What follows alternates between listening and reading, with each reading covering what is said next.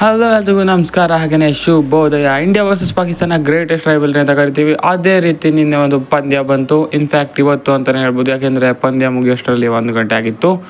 So India versus Pakistan ಒಂದು thrilling match ನಮಗೆ ನಿನ್ನೆ ನೋಡೋಕ್ಕೆ ಸಿಕ್ತು. 120 ರನ್ಗಳ ಟೋಟಲಿಂದ ಇಂಡಿಯಾ ಡಿಪೆಂಡ್ ಮಾಡಿದ್ದು ಅಂದರೆ ಸುಲಭದ ಮಾತಲ್ಲ. ವಿನ್ ಪ್ರಿಡಿಕ್ಟರ್ 8% ಇದ್ದದ್ದು 100% ಆಗೋದು ಸುಲಭದ ಮಾತೇನಲ್ಲ. ಹೋದ ವರ್ಷ ವಿರಾಟ್ ಕೊಹ್ಲಿ ಹೇಗೆ 10%ಇಂದ 100% ಮಾಡಿದ್ರು, ಈ ಸಾರ್ತಿ ಜಸ್ಪ್ರೀತ್ ಬುಮ್ರಾ ಬೌಲಿಂಗಲ್ಲಿ ಕಮಾಲ್ ಮಾಡ್ತಾರೆ ಅಂತಲೇ ಹೇಳ್ಬೋದು. 8%ಇಂದ ಫುಲ್ 100% ಆಗೋ ತನಕ ಹಾಕಿದ ಎಫರ್ಟ್ಸನ್ನು ನಾವು ಮರೆಯೋ ಹಾಗಿಲ್ಲ. ಇಂಡಿಯನ್ ಬೌಲರ್ಸ್ಗೆ ಸೆಲ್ಯೂಟ್ ಹೇಳಲೇಬೇಕು. ಎಸ್ಪೆಷಲಿ ಜಸ್ಪ್ರೀತ್ ಬುಮ್ರಾ, ಹಾರ್ದಿಕ್ ಪಾಂಡ್ಯ, ಹಾಗೆಯೇ ಎಲ್ಲ ಬೌಲರ್ಸ್ ಕೂಡ ಸಖತ್ತಾಗಿ ಕಾಂಟ್ರಿಬ್ಯೂಟ್ ಮಾಡಿದರು ಅಂತಲೇ ಹೇಳ್ಬೋದು. ಥ್ರಿಲ್ಲಿಂಗ್ ಮ್ಯಾಚ್ ನಮಗೆ ನೋಡೋಕ್ಕೆ ಸಿಕ್ತು. ಅದು ಕೂಡ 8%ಇಂದ 100% ಆಗೋದೇನು ಸುಲಭದ ಮಾತಲ್ಲ. ಈ ಮ್ಯಾಚ್ನಲ್ಲಿ ಏನಾಯಿತು ಅಂತ ಒಂದು ಸಣ್ಣದಾಗಿ ನೋಡೋಣ. ಆಲ್ಮೋಸ್ಟ್ ಎಲ್ಲ ಮ್ಯಾಚ್ ನೋಡಿರ್ತೀರ, ಆದರೂ ಕೂಡ ಒಂದು ಸಣ್ಣದಾಗಿ ನೋಡ್ಕೊಂಡು ಬರೋಣ. ಮೊದಲು ಟಾಸ್ ಗೆದ್ದ ಪಾಕಿಸ್ತಾನ ಬೌಲಿಂಗ್ ಆಯ್ಕೆ ಮಾಡಿಕೊಳ್ತು. ಅದೇ ರೀತಿ ಇಂಡಿಯಾ ಟಾಸ್ ಗೆದ್ದು ಬ್ಯಾಟಿಂಗ್ ಮಾಡ್ಕೊಳ್ತು. ಕ್ಲೌಡಿ ಓವರ್ ಕಾಸ್ಟ್ ಕಂಡೀಷನ್ ಇದರಿಂದ ಸ್ವಲ್ಪ ಕಷ್ಟ ಅಂತ ಎಲ್ಲರೂ ಮಾತಾಡ್ಕೊತಾ ಇದ್ರು. ಅದೇ ರೀತಿ ಆಯಿತು ಕೂಡ. ವಿರಾಟ್ ಕೊಹ್ಲಿ ಅವರು ಕಾನ್ಫಿಡೆಂಟಾಗಿ ಕಂಡಿದ್ರು, ಆದರೆ 1 ಓವರ್ ಬಳಿಕ ಅವರು ಔಟ್ ಆಗ್ತಾರೆ. ಆರಂಭಿಕ ಆಘಾತ ಎದುರಾಗುತ್ತೆ. 12 ರನ್ಗಳಿಗೆ ಫಸ್ಟ್ ವಿಕೆಟ್ ಹೋಗುತ್ತೆ. ರೋಹಿತ್ ಶರ್ಮಾ ಸಖತ್ತಾಗಿ ಆಡ್ತಾಯಿದ್ರು. 1 6 ಮತ್ತು 1 ಬೌಂಡ್ರಿಗಳ ಮೂಲಕ ಒಳ್ಳೆ ಫಾರ್ಮ್ನಲ್ಲಿ ತೋರಿಸ್ತಾಯಿದ್ರು. ಅವರು ಕೂಡ ಒಂದು ಫ್ಲಿಕ್ ಶಾಟ್ಗೆ ಕೈ ಹಾಕಿ ಔಟ್ ಆಗ್ತಾರೆ. ಇದರೊಂದಿಗೆ ಇಂಡಿಯಾ ಸಂಕಷ್ಟದಲ್ಲಿ ಸಿಲುಕುತ್ತೆ. 19 ರನ್ಗೆ 2 ವಿಕೆಟ್ಗಳು ಕೊಂಡಾಗ ಅಕ್ಷರ್ ಪಟೇಲ್ ಅವರನ್ನು ಪ್ರಮೋಟ್ ಮಾಡಲಾಗುತ್ತೆ. ಇದು ಸಖತ್ತಾಗಿ ವರ್ಕ್ ಆಗುತ್ತೆ ಅಂತಲೇ ಹೇಳ್ಬೋದು. ಪಂತ್ ಮತ್ತು ಅಕ್ಷರ್ ಪಟೇಲ್ ಬಿರುಸಿನ ಬ್ಯಾಟಿಂಗ್ ಕೈಗೊಳ್ತಾರೆ. ಬೌಲರ್ಗಳ ಮೇಲೆ ಬೌಂಡ್ರಿ ಸಿಕ್ಸರ್ಗಳ ಸುರಿಮಳೆಗೈತಾರೆ. ಇನ್ನೇನು ಎಲ್ಲ ಚೆನ್ನಾಗಿದೆ ಅನ್ನೋಷ್ಟರಲ್ಲಿ ಅಕ್ಷರ್ ಪಟೇಲ್ ಬೋಲ್ಡ್ ಆಗ್ತಾರೆ ನಸೀಮ್ ಶಾ ಅವರಿಗೆ. ಇದರೊಂದಿಗೆ ಟೀಮ್ ಇಂಡಿಯಾ 58 ರನ್ಗಳಿಗೆ 3 ವಿಕೆಟ್ ಕಳೆದುಕೊಳ್ಳುತ್ತೆ. ನಂತರ ಸೂರ್ಯಕುಮಾರ್ ಯಾದವ್ ಮತ್ತು ಪಂತ್ ಅಗ್ರೆಸಿವ್ ಆಟ ಆಡ್ತಾರೆ ಅಂತಲೇ ಹೇಳ್ಬೋದು. ಎಸ್ಪೆಷಲಿ ರಿಷಬ್ ಪಂತ್ ಈ ಪಾರ್ಟ್ನರ್ಶಿಪ್ಪಲ್ಲಿ ತುಂಬಾ ಅಗ್ರೆಸಿವ್ ಆಗ್ತಾರೆ ಅಂತಲೇ ಹೇಳ್ಬೋದು. ಹಿಂದುಗಡೆ ಮುಂದುಗಡೆ ಹಾಗೆ ಅಂತ ಅತ್ಯುತ್ತಮ ಬೌಂಡ್ರಿಗಳ ಸುರಿಮಳೆಗೈದು ಪಾಕಿಸ್ತಾನನ ತಬ್ಬಿಬ್ ಮಾಡ್ತಾರೆ. ಹಾಗಾಗಿ ಇದು ಒಂಥರ ಸಖತ್ತಾಗಿ ಪಾರ್ಟ್ನರ್ಶಿಪ್ ಬತ್ತಿತ್ತು ಅನ್ನೋಷ್ಟರಲ್ಲಿ ಸೂರ್ಯಕುಮಾರ್ ಯಾದವ್ ಔಟ್ ಆಗ್ತಾರೆ. ಅದಾದ ಬಳಿಕ ಬಂದ ಶಿವಮ್ ದುಬೆ ಅವರು ಕೂಡ ಡಿಸಪಾಯಿಂಟ್ ಮಾಡಿ ಅವರು ಕೂಡ ಔಟ್ ಆಗಿ ಹೋಗ್ತಾರೆ. ಶಿವಮ್ ದುಬೆ ಔಟ್ ಆದ ಬಳಿಕ ನೆಕ್ಸ್ಟ್ ಓವರ್ನಲ್ಲಿ ಪಂತ್ ಮತ್ತು ರವೀಂದ್ರ ಜಡೇಜಾ ಕೂಡ ಬ್ಯಾಕ್ ಟು ಬ್ಯಾಕ್ ಔಟ್ ಆಗ್ತಾರೆ. ಇದರೊಂದಿಗೆ ಇಂಡಿಯಾ 96 ರನ್ಗಳಿಗೆ 7 ವಿಕೆಟ್ ಕಳೆದುಕೊಂಡು ಸಂಕಷ್ಟದಲ್ಲಿ ಸಿಲುಕಿರುತ್ತೆ. ಸೊ ಹೀಗಿರುವಾಗ ಅರ್ಶ್ದೀಪ್ ಸಿಂಗ್ ಮತ್ತು ಹಾರ್ದಿಕ್ ಪಾಂಡ್ಯ ಸ್ವಲ್ಪ ಚೇತರಿಕೆ ಕೊಡ್ತಾರೆ. 100ರ ಗಡಿ ದಾಟಿಸಿ ಇನ್ನೇನು 130 140 ಮಾಡ್ತಾರೆ ಅನ್ನೋಷ್ಟರಲ್ಲಿ ಹಾರ್ದಿಕ್ ಪಾಂಡ್ಯ ಕೂಡ ಔಟ್ ಆಗಿಬಿಡ್ತಾರೆ. ಕೊನೆಯಲ್ಲಿ ಅರ್ಶ್ದೀಪ್ ಸಿಂಗ್ ಮತ್ತು ಸಿರಾಜ್ ಒಳ್ಳೆ ಕ್ಯಾಮಿಯೋ ಆಡಿದ್ರು ಅಂತಲೇ ಹೇಳ್ಬೋದು.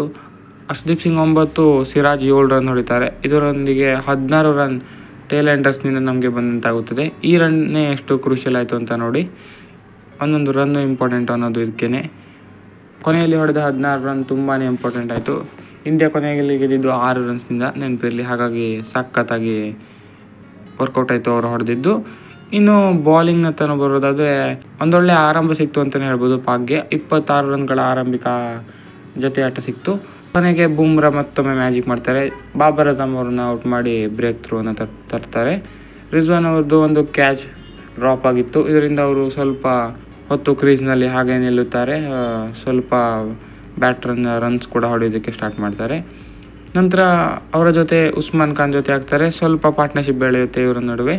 ಅದಾದ ಬಳಿಕ ಅಕ್ಷರ್ ಪಟೇಲ್ ಅವರು ಬ್ರೇಕ್ ಥ್ರೂ ಕೊಡ್ತಾರೆ. ಉಸ್ಮಾನ್ ಖಾನ್ LBW ಮಾಡ್ತಾರೆ. ನಂತರ ಫಕರ್ ಜಮಾನ್ ಅಗ್ರೆಸಿವ್ ಇಂಟೆಂಟಿಂದ ಬರ್ತಾರೆ. ಇವರು ತುಂಬಾ ಫಾಸ್ಟ್ ರನ್ ಹೊಡಿತಿದ್ದಾರೆ ಅನ್ನೋಷ್ಟರಲ್ಲಿ ಹಾರ್ದಿಕ್ ಪಾಂಡ್ಯ ಅವರು ಒಂದು ಒಳ್ಳೆ ವೆಲ್ ಟಾರ್ಗೆಟೆಡ್ ಬೌನ್ಸರ್ನಿಂದ ಫಕರ್ ಜಮಾನ್ ಅವರನ್ನು ಔಟ್ ಮಾಡ್ತಾರೆ. ಇದರೊಂದಿಗೆ 73 ರನ್ಗಳಿಗೆ 3 ವಿಕೆಟ್ ಕಳೆದುಕೊಂಡು ಅವರು ಕೂಡ ಒಂದು ಲೆವೆಲ್ಗೆ ಕಂಫರ್ಟೇಬಲ್ ಆಗಿ ಇರ್ತಾರೆ. 3 ವಿಕೆಟ್ ಹೋದ್ರು. 48 ಬಾಲ್ನಲ್ಲಿ ಕೇವಲ 48 ರನ್ ಬೇಕಾಗಿರುತ್ತೆ. ಇಲ್ಲಿಂದ ನೋಡಿ ಮ್ಯಾಚ್ ಚೇಂಜ್ ಆಗಿದ್ದು. ಜಸ್ಪ್ರೀತ್ ಬುಮ್ರಾ ಬಂದು ಕಮಾಲೆ ಮಾಡ್ತಾರೆ ಅಂತಲೇ ಹೇಳ್ಬೋದು.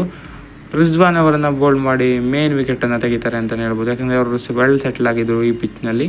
ಅವರನ್ನು ತೆಗೆದ ಬಳಿಕ ಶದಾಬ್ ಖಾನ್ ಅವರು ಬರ್ತಾರೆ. ಹಾರ್ದಿಕ್ ಪಾಂಡ್ಯ ಮತ್ತೊಂದು ಓವರ್ನಲ್ಲಿ ಅವರ ವಿಕೆಟನ್ನು ತೆಗಿತಾರೆ. ಇದರೊಂದಿಗೆ ಮತ್ತೊಮ್ಮೆ ಟೀಮ್ ಇಂಡಿಯಾ ಬ್ಯಾಕ್ ಆಗುತ್ತೆ ಅಂತಲೇ ಹೇಳ್ಬೋದು. ಅವರು ವಿಕೆಟ್ ತೆಗೆದ ಬಳಿಕ ಶದಾಬ್ ಖಾನ್ ಔಟ್ ಆದ ಬಳಿಕ ಇಫ್ತಿಕರ್ ಅಹ್ಮದ್ ಬರ್ತಾರೆ. ಅವರು ಕೂಡ ಜಾಸ್ತಿ ಹೊತ್ತು ನಿಲ್ಲಲು ಬಿಡಲಿಲ್ಲ. ಹೀಗೆ ಕೊನೆಯಲ್ಲಿ ಚಿಂದಿ ಬೌಲಿಂಗ್ ಮಾಡ್ತಾರೆ. ಇಮಾದ್ ವಾಸಿಮ್ ಅವ್ರಿಗೆ ಡಾಟ್ ಮೇಲೆ ಡಾಟ್ ಹಾಕಿ ಪ್ರೆಷರ್ ಸಖತ್ ಬಿಲ್ಡ್ ಮಾಡ್ತಾಯಿದ್ರು. ಕೊನೆಯ 7 ಓವರ್ನಲ್ಲಿ ಕಮ್ ಬ್ಯಾಕ್ ಮಾಡಿದ್ರು ಅಂತಲೇ ಹೇಳ್ಬೋದು. ಎಸ್ಪೆಷಲಿ ಜಸ್ಪ್ರೀತ್ ಬುಮ್ರಾ ಅವರ ಆ ಓವರ್ ತುಂಬಾ ಕಾನ್ಫಿಡೆನ್ಸ್ ನೀಡಿತು. ಇದರೊಂದಿಗೆ ಹಾರ್ದಿಕ್ ಪಾಂಡ್ಯ ಕೊನೆಯ 2 ಓವರ್ ಚಿಂದಿಯಾಗಿ ಹಾಕ್ತಾರೆ. ಸಿರಾಜ್, ಹರ್ಷದೀಪ್ ಕೂಡ ಸಾಥ್ ನೀಡ್ತಾರೆ. ಅಕ್ಷರ್ ಪಟೇಲ್ ಕೂಡ 1 ಓವರ್ ಸ್ಪಿನ್ ಸಖತ್ತಾಗಿ ಹಾಕ್ತಾರೆ. ಇದರೊಂದಿಗೆ 48 ಬಾಲ್ನಲ್ಲಿ 48 ಡಿಫೆಂಡ್ ಮಾಡ್ತೀವಿ ನಾವು.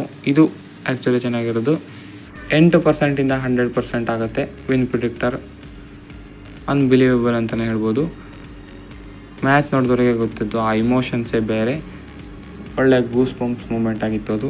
ಸೊ ಇದಾಗಿತ್ತು ಈ ವಿಡಿಯೋ. ಮ್ಯಾನ್ ಆಫ್ ದ ಮ್ಯಾಚನ್ನು ಬುಮ್ರಾಗೆ ಕೊಡ್ತಾರೆ. ಪಂತ್ ಅವರ ಕ್ಯಾಚಿಂಗನ್ನು ಮರೆಯೋ ಹಾಗೇನಿಲ್ಲ. ಸಖತ್ ಕ್ಯಾಚ್ ಹಿಡಿತಾರೆ. 3-4 ಕ್ಯಾಚನ್ನು ಎತ್ತಾಕೊಳ್ತಾರೆ. ಅದು ಕೂಡ ಕ್ರೂಷಿಯಲ್ ಆಗಿರುತ್ತೆ.